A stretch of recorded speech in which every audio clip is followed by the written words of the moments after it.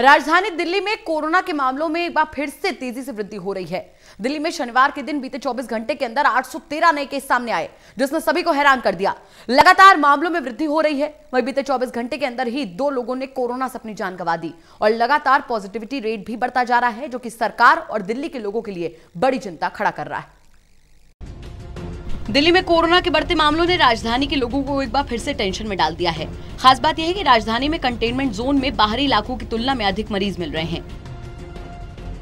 Corona के मामलों में मौजूदा बढ़ोतरी को देखते हुए जिला प्रशासन हर पॉजिटिव मरीज के 28 से 34 कॉन्टैक्ट को ट्रेस कर रहा है। लेकिन बावजूद इसके कोरोना के मामलों में तेजी से बढ़ोतरी हो रही है।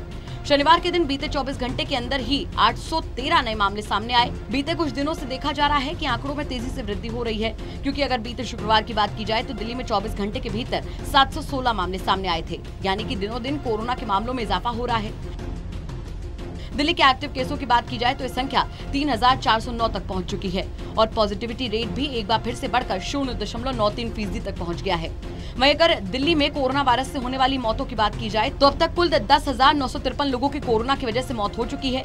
और ये कहना गलत नहीं होगा कि जिस तेजी से कोरोना बीते वर्ष मार्च के महीने में बढ़ा था, इस वर्ष भी मार्च महीने में यही स्थिति लगभग देखी जा रही है। राजधानी में कोरोना के सबसे ज्यादा एक्टिव केस दक्षिण जिले से हैं। इसके बाद नॉर्थ वेस्ट जिले में एक्टिव केस हैं। इसके बाद तीसरे नंबर पर साउथ वेस्ट जिला है। 15 मार्च तक एक्टिव मामलों की एक स्टेटस रिपोर्ट के अनुसार दिल्ली में 2113 एक्टिव मामले थे। इनमें से 1167 कंटेनमेंट जोन में थे, जबकि 966 बाहरी इलाकों के थे। दक्षिण जिले में 402 एक्टिव मामले, north west 384, south east 278, south west 202 और वेस्ट 201 एक्टिव केस थे।